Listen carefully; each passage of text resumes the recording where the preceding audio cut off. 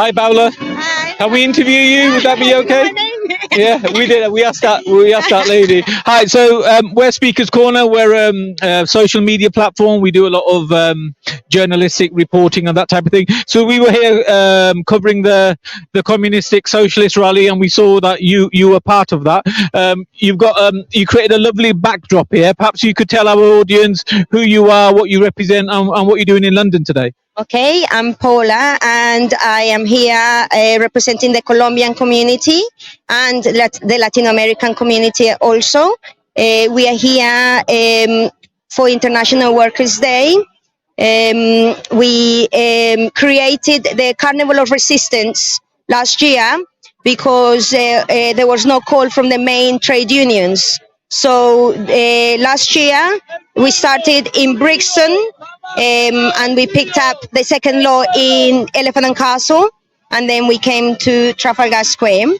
This year we did the same, and we are here to show support to our comrades in Colombia and the people in Colombia who came out to the streets and told us that they wanted a change, that they were not scared anymore of the narco state that we have. We haven't had a president that represents the people forever, and our young people are being killed all the time, disappeared, and we're fed up of it, and we want to change. And we believe our only way to start a change is with Petro as president, and as females we support Francia Marquez because she does represent the people and in all aspects. So we are here to support Petro Presidente as a president, and we're here to unite as Latin Americans also, because we are here together. We are here for the same reasons, for the reasons that we are still being robbed of our raw materials. We're still being lied to. There's so many things that we are fed up of. And another issue that we have here in the UK as Latin Americans is that their history that is being taught in the UK regarding our people is wrong, and we demand that they stop telling lies. We were never savages. We had true heroes. We had true societies. In Mexico, Tenochtitlan, was bigger than London. And we had free education, free universal education from 7 years old to 21 years old. And they told us that we were savages and we didn't know what we were doing. And they actually interrupted our way of lives. And they took over and destroyed and lied to us and hid from us, our ancestors. And we're claiming back what is rightfully ours, our history and our land. And our people are claiming back our land. So that's why we're here and we're supporting them. And especially today is our day, International Workers' Day, is something that needs to be kept. And we're here to demand to the UK government that, the minimum wage should be £15 an hour. They keep cutting on all aspects and putting everything up. And our children are the ones that are suffering. There is no social housing for our children, and we're supposed to be in, the top of the world. We're in the UK. People believe this is the best, and we are the people at the bottom of society, as always, are the ones that suffer. And we've had enough as well. So we want Boris out as well. Everything that's happening is a result of the bad governments we have had. So we're here for change. Well, unfortunately, like your country, we have corrupt politicians here as well, as it's been proven recently. So you've touched on a lot of things, a lot of powerful things. But let me just start off with, you said that the British children are being taught about your country, that the population historically are savages, and you're saying that's not true. Why are British children, in your opinion, being taught that your countrymen historically are savages, and why, and where is this information coming from? Well, I studied in the UK, And so we are taught history from Columbus onwards. We're not taught history from before. So we don't know a pre-Hispanic history, and that is what the British children are being taught. And basically, we've been robbed of our cultures, of our ancestry, which was strong. People were strong warriors. We all over Latin America. We have Lautaro from Chile. We have so many heroes from our ancestors that our children and children around the world are missing and don't know about. So, we're fed up. And, it's not just Latin American history, it's Black history. We too have Black history in Latin America because of the consequences.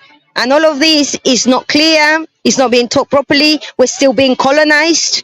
I feel I've been brought up in this country and I still feel colonized. We've got British people coming into our surroundings and also thinking that we still don't know how to organize ourselves, and they're taking over our structures. Our carnival, there's a carnival called Carnaval del Pueblo. Used to be as big as 120,000 people in London.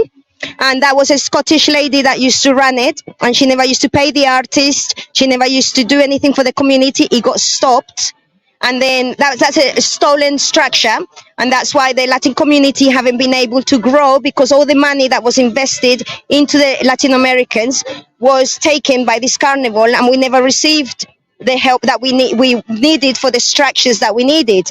So we are building and building, but on education. We are educating ourselves here and around the world to be able to create our own structures and to go back home. We want to go back home. Many of us want to go back home because we know that home is where, everything is clearer to us.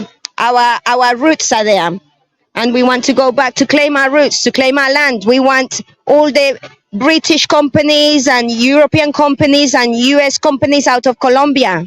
We're fed up of it. We want our land. We want to save the world because Colombia is one of the most biodiverse countries in the world, and we feed most of the world from Colombia, and people don't know that, So there's a lot of things that we're lied about, and Latin America is at the moment in a strong position of awakening, and soon we will be able to offer the help that the rest of the world needs by, saving the Amazon, saving the land, because the land is the most important thing for us. Yeah, well, thank you for that. So the other thing that you mentioned that was very important. You said a lot of young children, young adults, I'm assuming as well, are being killed in Colombia. Tell us a little bit about that. Who's doing the killing, and what's being done about it? Okay, so basically, the young people in Colombia came out to the streets to demand that there was no changes in taxes, because the government was trying to change the taxes. And they came out in numbers to say that, in peaceful protest, that they did not want those changes. And the government set off the police, the paramilitaries, and the military on them.